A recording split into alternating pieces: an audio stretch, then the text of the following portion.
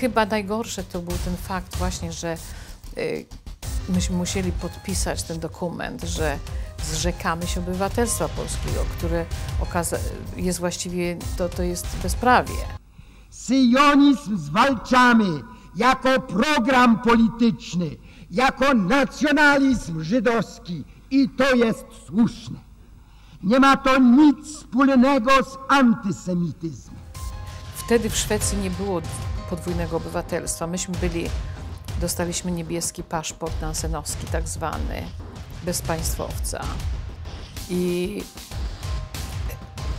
to było przez 7 lat, po 7 latach dopiero można było dostać szwedzkie obywatelstwo. Byliśmy nikim.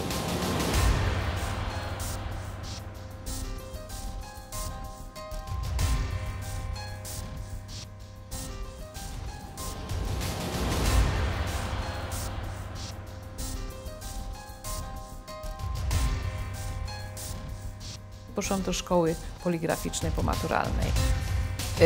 Ponieważ kiedy się zaczęły rozruchy, to przyszedł pan dyrektor szkoły i powiedział, że jeżeli kogokolwiek z nas złapią gdzieś na terenie, w okolicach uniwersytetu, to natychmiast wyrzucają ze szkoły.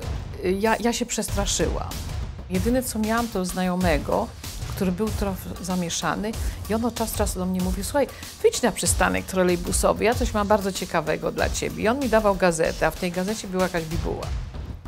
Moja mama kiedyś to zobaczyła i się tak przestraszyła, że podarła na drobne kawałki i wrzuciła do ubikacji i spuściła wodę prędko. To jest mój marzec.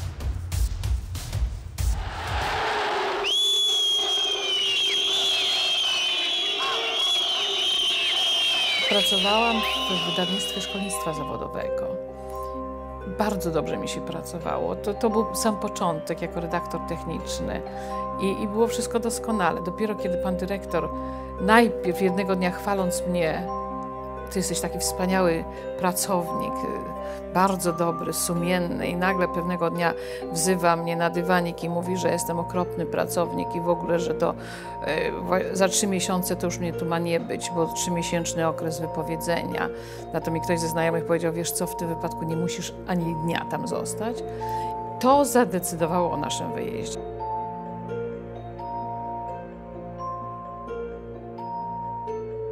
To jest brutalne to wszystko, kiedy celnicy zaczynają ci przeglądać wszystkie twoje osobiste rzeczy i mówią dokładnie, ile czego wolno zabrać. Zanim wszystkie ta olbrzymia skrzynia została zabita gwoździami, to właśnie takie oglądanie.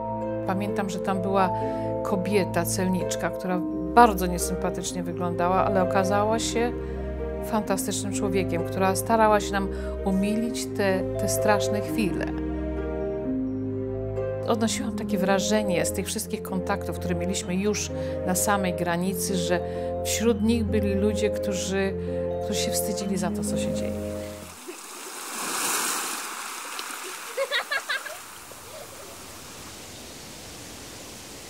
Ta zadra. Dlaczego?